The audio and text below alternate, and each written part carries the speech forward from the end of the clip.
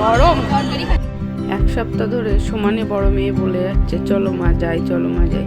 জানো তো আমি কিছু বলছিলাম না, তার কারণ কি সারা দিন এত কাজের মধ্যে ব্যস্ত থাকি না, ভেবে উঠতে পারছিলাম না কি করব আর কি না করব। তো অনেক ভেবে চিন্তে দেখলাম সারাদিন আমিও কাজের মধ্যে অনেকটাই আর কি একঘেয়ে হয়ে গেছে। সেই সকালে উঠে কাজে যাও, বাড়ি এসে কাজ করো, রুটিন মাফিক কাজ করতে করতে না হাঁপিয়ে উঠেছি। তো ভাবলাম চলো যাই, ওদেরও মনটা খুশি হয়ে যাবে আর যেখানে যাচ্ছি তারও মনটা খুব খুশি হবে। এখন বাজে সকাল 11টা, এসছি স্টেশনে এসছি। তার কারণ হচ্ছে রোজ তো ডেলি রুটিনে চলে, আজকে তো রুটিনের বাইরে গিয়ে যাচ্ছি একটা আপনজনকে খুশি করতে, তার খুশিতে। তো কোথায় যাচ্ছি অবশ্যই জানতে পারবে, সাথে থাকুন। দিনটা ছিল 29শে নভেম্বর শনিবার। তো আমার দেওরের ছেলের আজ জন্মদিন। তো সেও বাড়িতে একা একাই থাকে।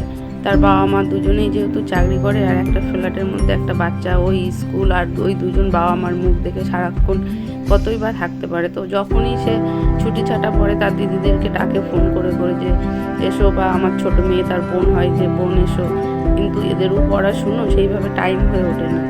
তো বড় মেয়ে বললো মা ভাইয়ের জন্মদিন আর আমাদের দেশের বাড়িতে পুজো চলছে, তো আমরা কেউই যেতে পারিনি দেশের বাড়িতে, যেহেতু আমার ছোট মেয়ের পরীক্ষা চলছে আর ওইদিকে জায়ের তো এসআইয়ের কাজ চলছে, ওই জন্য যাও যেতে পারিনি। তো সেই কারণে বড় মেয়ে বললো চলো মা আমরা যাই একটা বেলার জন্য, ভাই একটু খুশি হবে তার জন্মদিনে। তো সেই ভেবেই আমরা বেরিয়ে পড়েছি। আমাদের গ্রামের বাড়িতে এই পুজোটাতেই আমরা প্রত্যেক বছর সবাই বাড়িতে যাই। তো এবার যেহেতু যাওয়া হয়নি, তো আমি ভাবলাম ঠিক আছে চলো যাই, তাহলে এদেরও মনটা খুশি হয়ে যাবে, আর নিজেও কাজ করতে করতে বোর হয়ে গেছে এক ভাব। তো একটা দিন একটু অন্যভাবে কাটানোই যাবে, তো সেই ভেবেই আর কি চলে আসলাম। আসলে কি জানো তো, এক ভাব কাজ করতে করতে না মানুষ বোর হয়ে যায়, তখন একটু মানুষের জীবনে একটু অন্যরকম আর কি চাই, যে আপনজনদের সঙ্গে কাটালাম বা হাসি খেলা মজা করে একটা দিন কাটলো। তা আজকে আমাদের দিনটা তেমনই কেটেছে, খেলাধুলো করে হাসি মজা করে। তো পুরো ভিডিওটা তোমরা দেখতে থাকো, আশা করি সবই তোমরা জানতে পারবে, আর সবটাই তোমাদের সঙ্গে ছোট ছোট করে শেয়ার করার চেষ্টা করবো।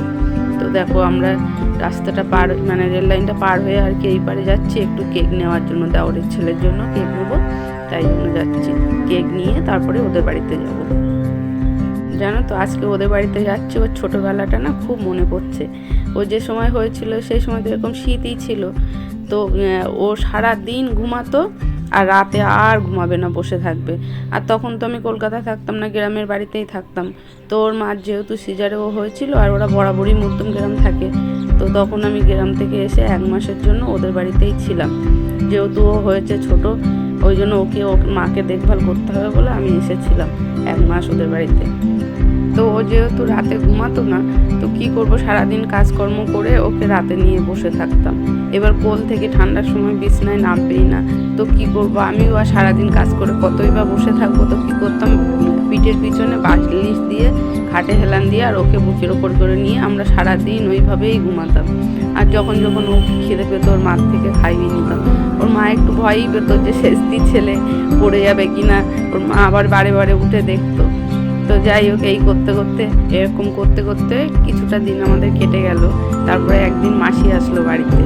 তারপরে মাসি আসাতে আমরা দুই যাই বাড়িতে, শাশুড়ি আছে, আমার মেয়েরা আছে, আর আমার দেওর গেছিলো কলেজে, আর আমার বর তখন আড়তে চলে এসছে। এবারে সে কি অবস্থা, মাসিরা তো এক গাদা দাবি করে বসলো আমাদের কাছে। এবার আমরা দুই যাই বাড়িতে আছি, কি করব। এইদিকে শাশুড়ি মা নাতি হওয়ার খুশিতে, আগে যেহেতু তার 5টা নাতনি, 2 ছেলের, আমার তখন 2 মেয়ে ছিল, আর বড় জায়ের 3 মেয়ে। এইবারে তো মাসিদের সঙ্গে খুব গল্প শুরু করে দিয়েছে, ছেলে অফিসারে চাকরি করে, এই করে সেই করে, আমার মানে 5 নাতনির পরে একটা নাতি হয়েছে, এরকম যখন গল্প শুরু করে দিয়েছে, এবার মাসিরা আরও পেয়ে বসেছে। অফিসারের বাড়িতে ছেলে হয়েছে, আর 5টা মেয়ের পরে একটা ছেলে, আমাদেরকে এত দিতে হবে, না দিলে আমরা যাবই না। সে কি অবস্থা, তখন তো আমাদের রান্না খাওয়া সব বন্ধ হয়ে গেছে দুপুরের সময়। দুই যাই দিব্যি ভয় পাচ্ছি কি করব। এবার এরা আসলে, ছেলেরা আসলে আরও চেপে ধরবে। ওদেরকে ফোন করা হয়েছে, আমরা যতক্ষণ ফোন না করবো তোমরা 2 ভাইয়ের কেউ বাড়িতে ঢুকবে। এরকম সে মজার ঘটনা। এই করতে করতে তারপরে যাই এক করে 7,000 টাকা দিয়ে মাসিদেরকে আর কি বিদায় করা হলো। আর এইদিকে তো শাশুড়ির থেকে যেই কানের চেয়েছে, শাশুড়ি সেই ছাদের ওপর উঠে গেছে, আর নামে না। বলে তাহলে ঠাম্মার সোনার কানেরটা খুলে দাও। আমি মজা করে বলছি আমার কানেরটা নিয়ে নাও। বলে না, তোমার কানেরটা শোনার না, তুমি কি বোকা বানাচ্ছ আমাদেরকে। এইরকম মজার ঘটনা। তো যাই হোক, পুরোনো দিনের কথাগুলো আজকে ওদের বাড়িতে যেতে যেতে না খুব মনে পড়ছিল, তাই তোমাদের সঙ্গে শেয়ার করলাম। আর দেখো, গল্প করতে করতে কেক নিয়ে ওদের বাড়িতে চলেও এসেছি। তো এখানে আমি বেলটা বুঝতে পারছিলাম না বলে মেয়েরা আবার দেখিয়ে দিচ্ছে। আর আমার দেওরের ছেলে কিন্তু জানে না আমরা আসছি, পুরোটাই ওর জন্য সারপ্রাইজ রেখেছি, শুধু ওর মা বাবাকে ফোন করেছি। তো চলো আমরা ভিতরে যাই, দেখি সে কতটা আমাদের আশাতে খুশি হয়।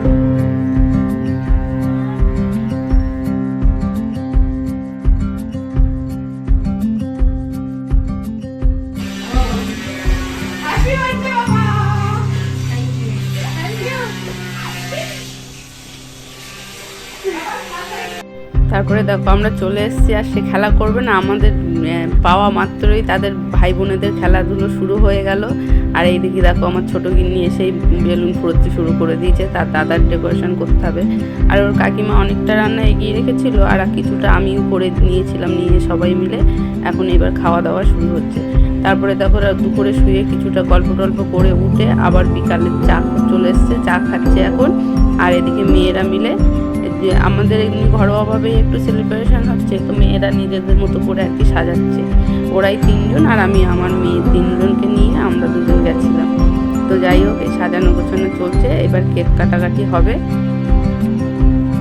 8, 7, 6, 5, 4, 3, 2, 1, go!